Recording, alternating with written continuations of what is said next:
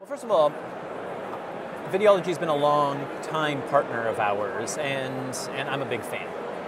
We actually began our work in secret, and we worked together on a complex botnet counteroffensive program for about a year before unveiling it to the rest of the world, which means that Videology was really on the forefront of taking on fraud. This is quite some time ago. And when we started, for instance, there was no third-party standard for fraud detection. There was increasing awareness that there was a problem, but numbers didn't agree with each other. There was no third-party referee validating anyone's claims to being a fraud detector. Now there's an MRC standard, and I'm happy and proud to say that White Ops holds an MRC accreditation in sophisticated invalid traffic detection. We're the first such company to get so accredited.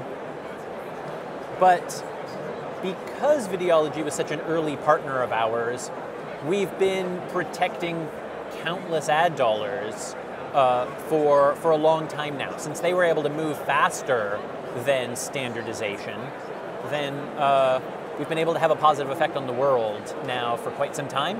In fact, Videology tallied it up and determined that in the period when our work started until the world is now starting to catch up with accreditation, we stopped something along the lines of $600 million in what would otherwise be fraudulent ad monetization. So quite an accomplishment.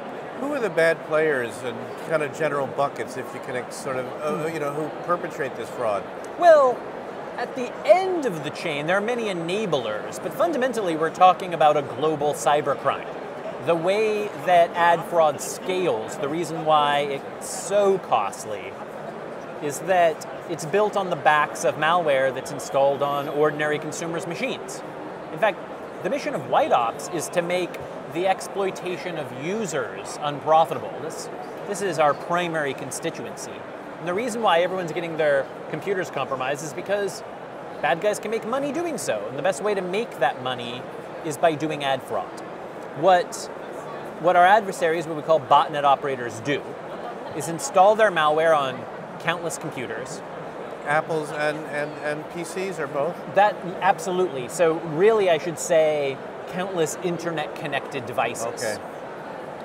And the way that ad fraud is done, we often talk about bots, and I'm not sure that people know what that is.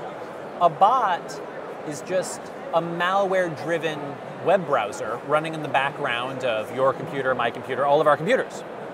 And the victims have no idea. They're browsing around the internet legitimately. And there's also an invisible browser running in the background that's also doing a little bit more browsing on behalf of them, because cookies are stored locally. Identification tokens of any kind are stored locally, so if you have malware on your computer, that malware looks like you. And what the guys who control this software do is they sell visits. So the value proposition is, I can sell you 1 million uniques an hour. There's lots of people who want more audience. So the enablers of the crime, the people who are buying visits from the botnets, are people who want to direct those visits to particular web properties. Sometimes middlemen buy the traffic and they sell it on to other middlemen who sell it on. Ultimately, it lands at a publisher page that's showing a video ad or a display ad. So that's the end of the chain when an advertiser is paying for an ad that was not shown to a human being at all. Well, this viewability offering was a long time coming.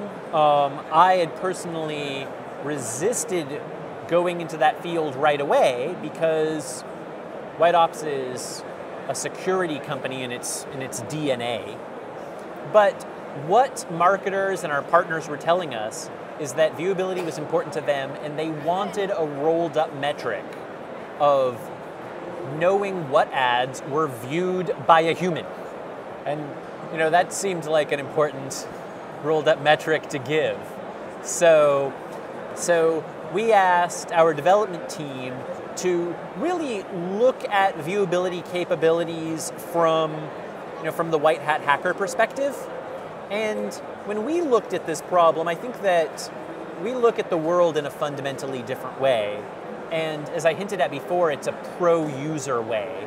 And what we were seeing in the viewability space was a lot of weird browser hacks that drive up CPU, that require plugins to fire, not a pro-user technology at all.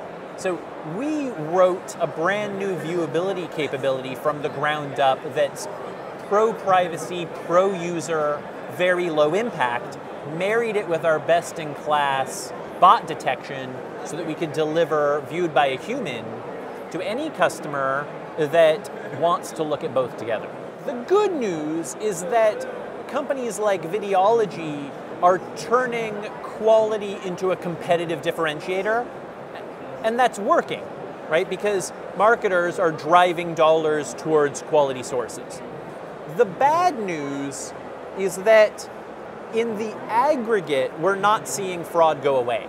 So every place that gets cleaned is accompanied by some other place that gets dirty. Because right now, it's in the best interest of our cyber criminal adversaries, when they get beaten by white ops, to not throw their hands up and say, I guess it's time to become a fry cook. They just look for some other place where they can still get away with it. And there are countless places on the internet where they can still get away with it. So right now, I don't think that we're winning the fight in the aggregate. There are now places you can go that are provably safe, but worldwide, it feels more like we're just shifting the fraud around. And that's going to continue, I think, until more marketers join the fight, because ultimately, the only way to win a battle like this is to stop paying for it. And that means that it's the buy side of this market that needs to be armed with the right tools to prevent their dollars from flowing to fraudulent sources in the first place.